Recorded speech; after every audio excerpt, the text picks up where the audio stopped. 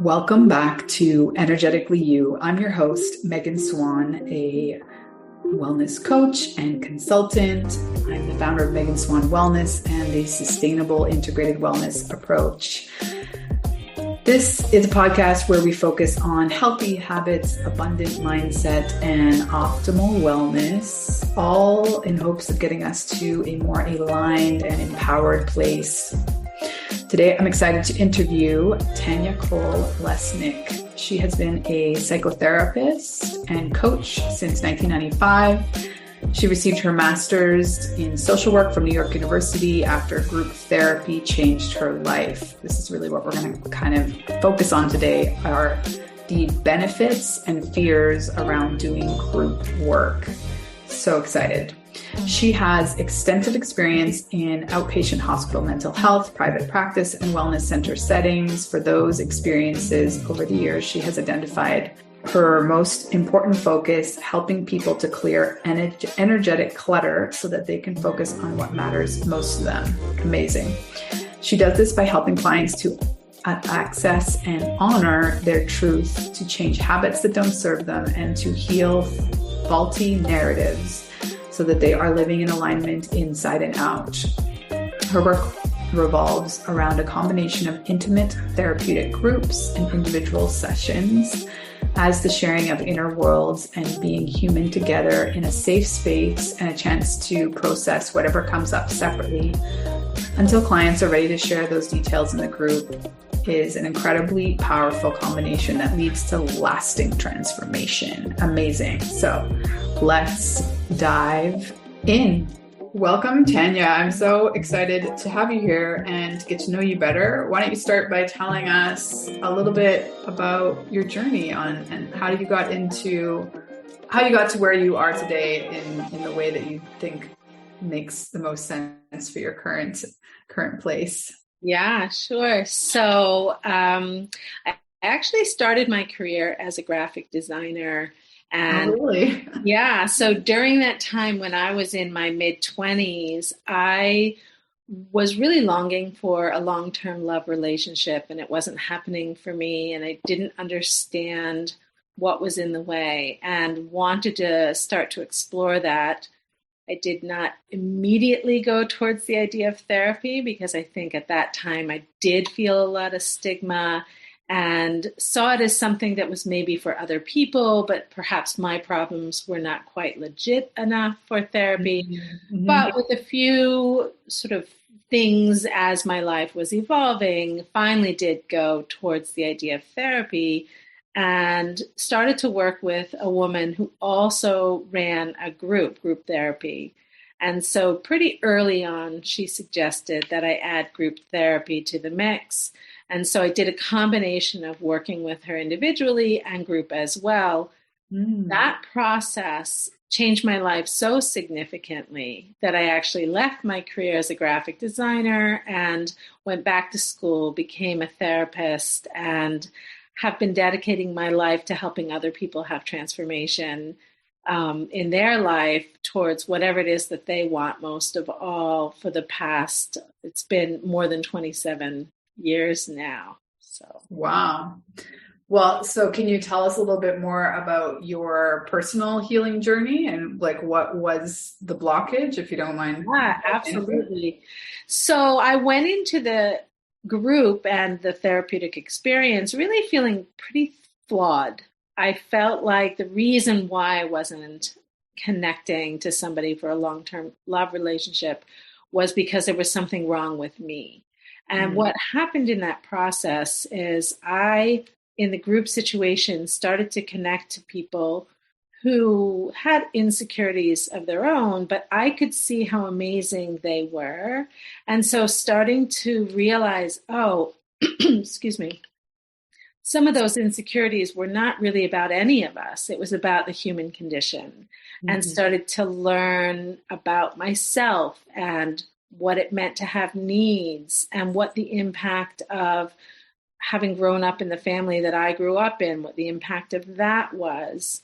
And learning all different kinds of things was so helpful And then it impacted how I showed up in the world. So when I stopped feeling so flawed, I was much more comfortable in how I kind of connected to other people, and then noticed that other people were starting to gravitate more towards me. I did meet my husband early on when I was in the group situation, and we just celebrated our 30th wedding anniversary a couple of weeks ago. So that part happened. Wow, Yeah, congratulations. thank you. So that part happened. We have two grown daughters. But what I didn't anticipate was connecting to myself in the way that I did, really being able to feel some love for myself in a way that I couldn't experience before then. And being able to honor who I am and what that means and choose a life that really is in alignment with that. That was the part I didn't expect. So as that started to become more and more how I lived my life, finding my voice, making some decisions about that, speaking some truth, even if it's uncomfortable, practicing that in the group, and then bringing it to my world outside of the group. Amazing. So can you kind of describe what this looks like? I'm sure there's like a range of versions of it, but because when you say group, I'm thinking like AA or something like, honestly, like mental hospital, these things that we see. And I'm sure at the same time, like, I have held a lot of sort of sacred circles for women, and like and I'm sure it's like kind of somewhere in the middle there. So can you paint a picture of what's involved in the group therapy? Yeah. So, excuse me, I've got a bit of a frog in my throat here. Excuse me. Your time. So the group that I attended is quite different than the way I run my groups today. So I can tell you a little bit about both and how they differ. The group that I participated in that was so life-changing for me, I remember very much the therapist in the group would sit quietly with her head almost down, not all the way down, but almost down, waiting for the group members to start to talk. And then it was on us to start to say what was going on for us and find our voice and be able to connect to each other and all of that.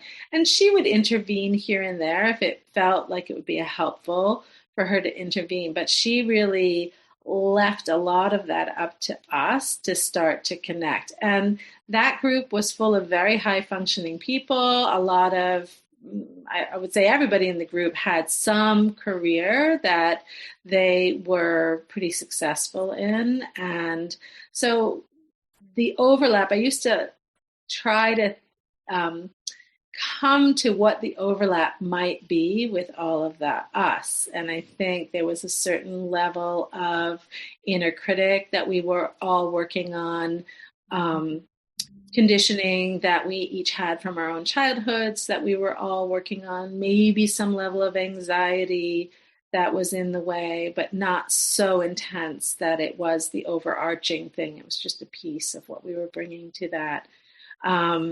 So that was the group that I was in then. And the way that I run my groups now is more structured. I, at the moment, am only working with women in my groups, but I'm opening up to possibly expanding that.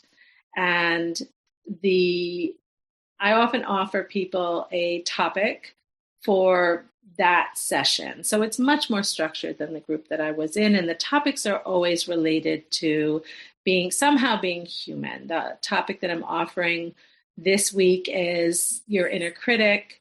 And what's your inner critic saying to you these days? How do you handle it?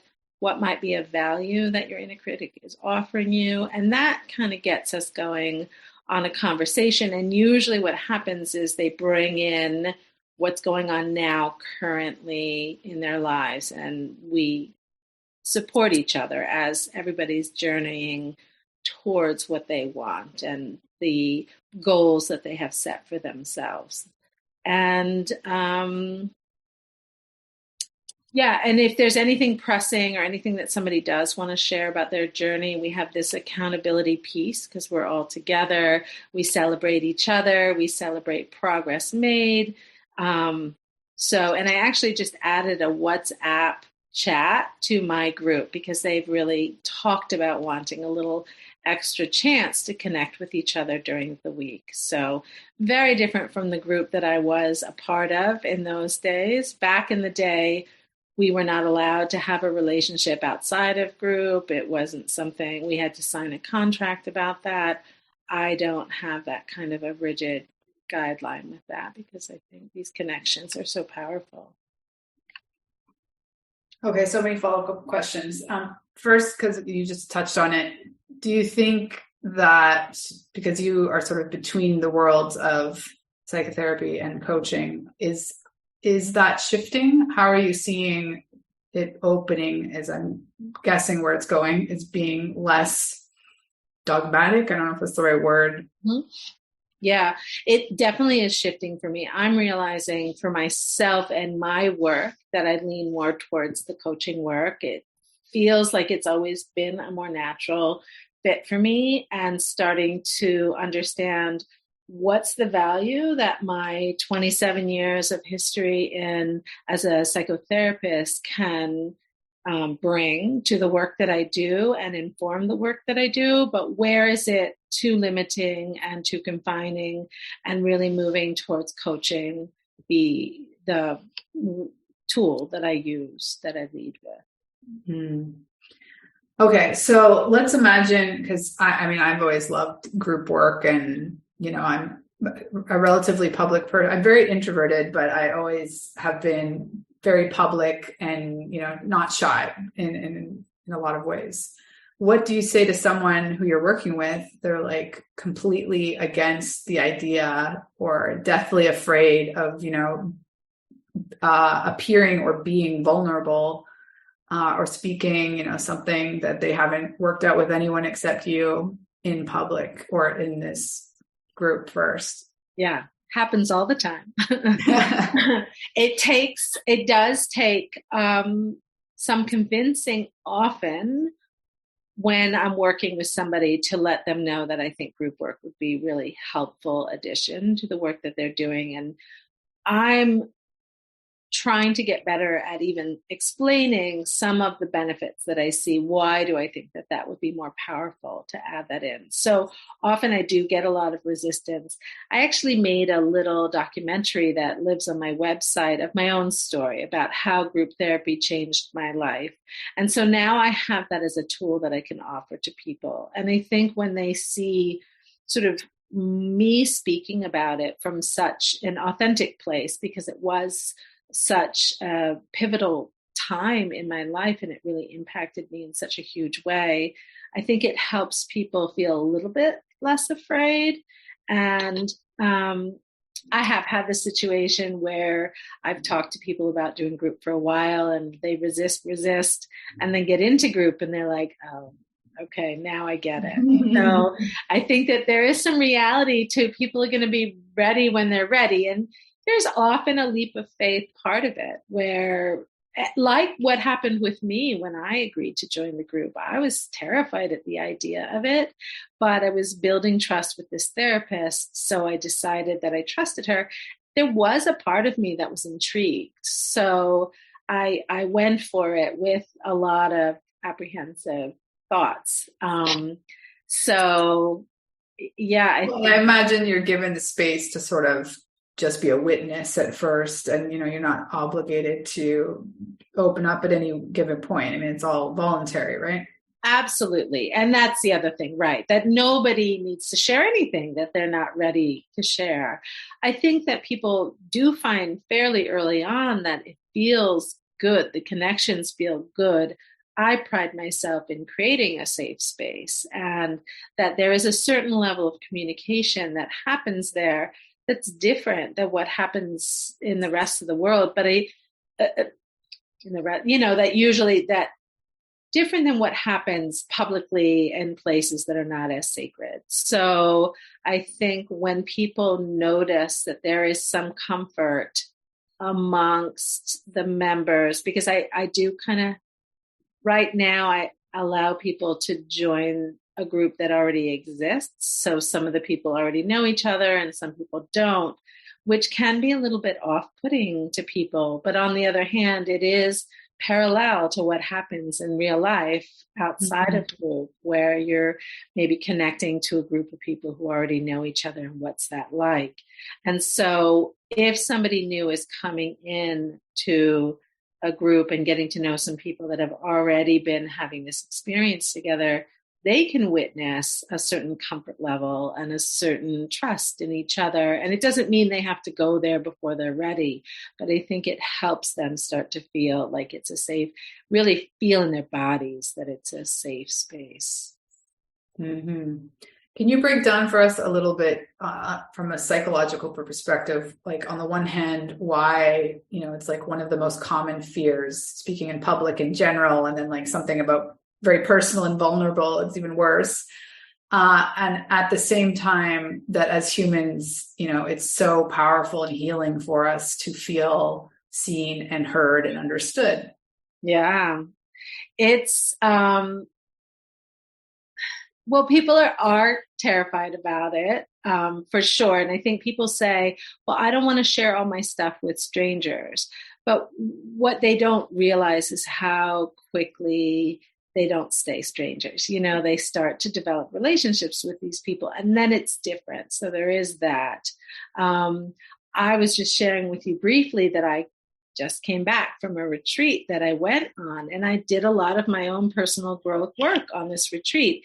And even though I've dedicated my life to doing this work, and I've done this many, many times over in terms of allowing myself to go to those vulnerable places and sharing that in a group, it is not easy to do. It's very painful because I think we're showing the parts of ourselves that we're not thrilled about. And that can be hard to do. I think there's a fear maybe that if somebody sees those parts of ourselves, they're not going to love us, or we're not going to be able to connect to people.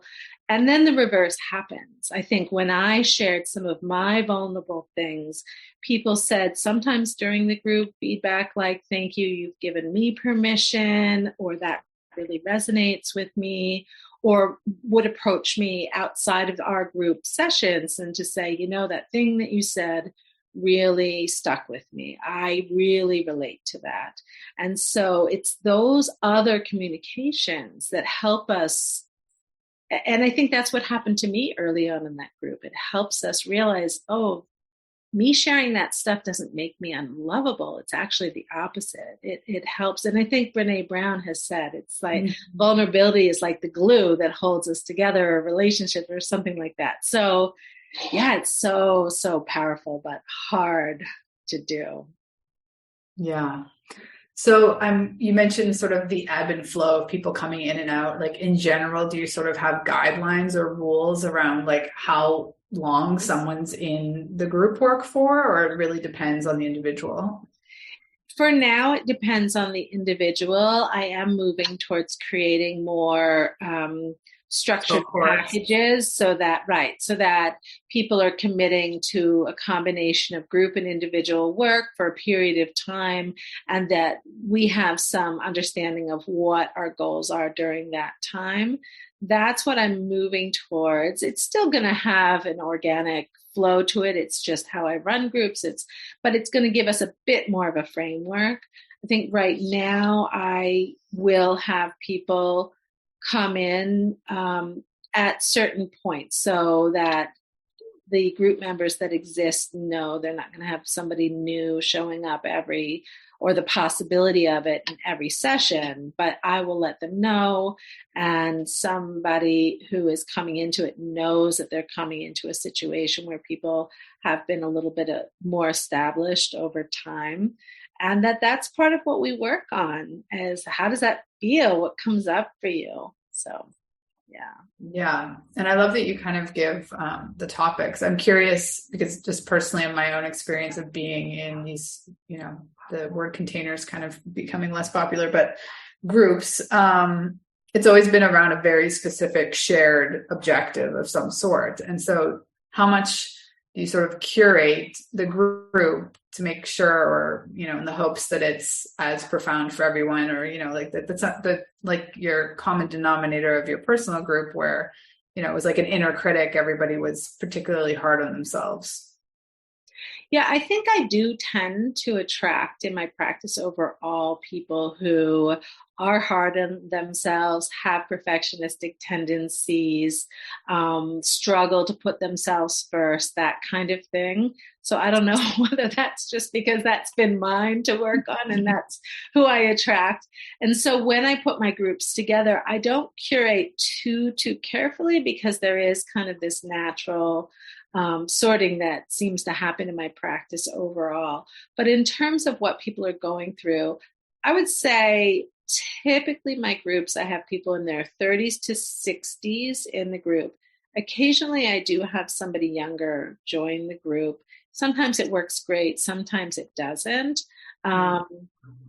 Just because they're at like a different point in their lives when they're just getting launched.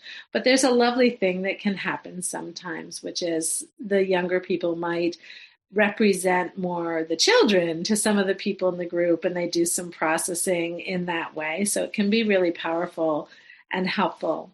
In terms of content, sometimes somebody might be going through a divorce situation, whereas somebody else might be focusing on making some big changes in their career. So it can be content-wise sort of different, but there's a lot of overlapping emotional stuff that comes up when you're going through a big transition like that. So I think the human overlap has just a much broader reach than some of these very specific focuses. Mm-hmm. Can you share with us maybe practices or techniques, rituals even, that you have found really helpful in helping to create a safe and sacred space for people to sort of gradually open up?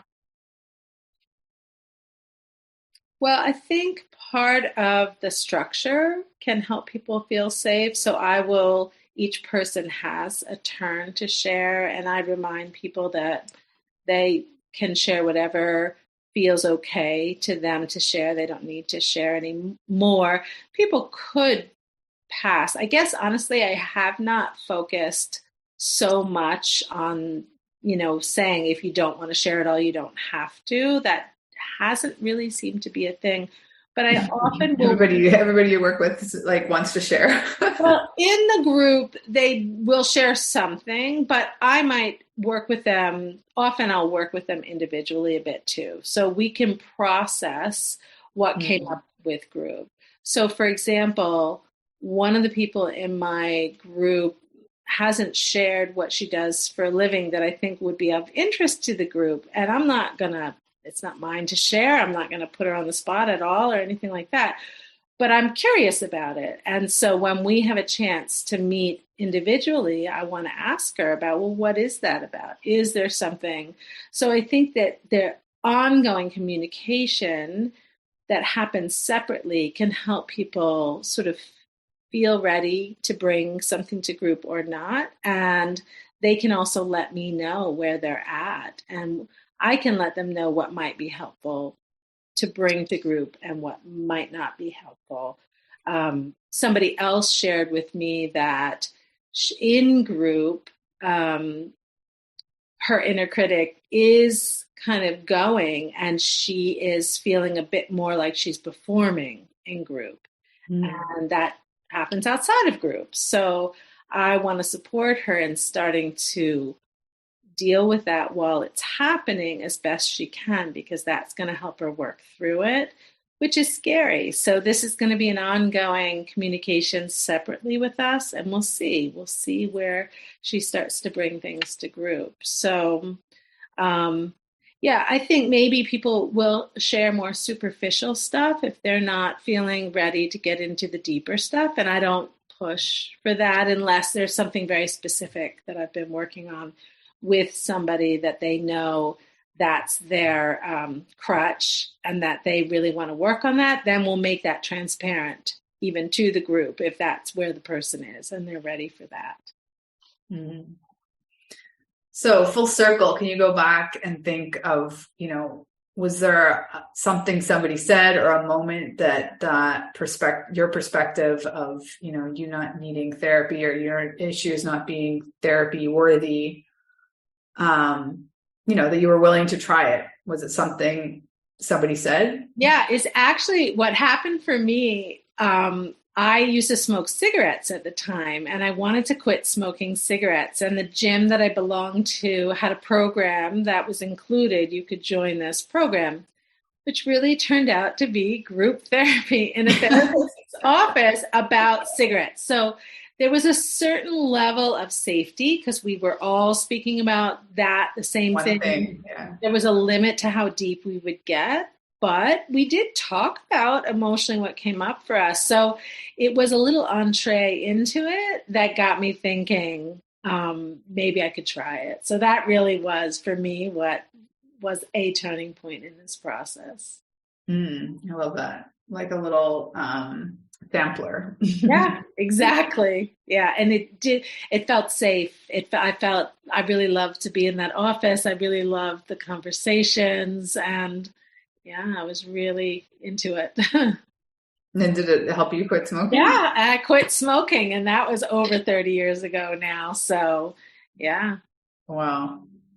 Well, how can people work with you? What's the best way to be in touch? The best way to reach me really is through my website, which is my name, but to make it easier to remember, I have Group with Tanya. So it's Group with TANYA, and there's a free discovery session on my website. So if somebody's interested in talking about group and how that could help them in particular with what they want to be working on, I'm happy they can schedule for themselves on my website, and I would love to chat about it. Beautiful. Any last little bit of wisdom about group therapy, overcoming the fear maybe? I just think there is a misconception that group could be a lesser product than individual work. That there's a sense that, if it's just me and I'm the only one getting the focus and the attention, I can go further, I can get more done, it feels better. But I think there are things that happen within group that can't happen with individual. It can help you touch on unconscious things that you wouldn't necessarily bring to your individual session, but when you're hearing what's coming up for other people and there are things that are either resonating really strongly for you or you're feeling some sort of push with it and you feel like a little triggered by it, it can be really powerful and helpful in your own process of starting to recognize some areas that need healing that you weren't even necessarily paying attention to. I love that. Well, thank you so much. And we'll share all the information that you mentioned in the show notes. And I look forward to being in touch. Awesome. Thank you so much. I really loved our conversation. Thank you so much for being here. I appreciate you. And I hope that you enjoyed this conversation. I would be really appreciative if you feel so called to support the show by either subscribing to the show on your favorite podcast platform, leaving us a review, and passing this episode or another favorite episode on to a friend. I hope you have a beautiful week wherever you are in the world. Sending you my love.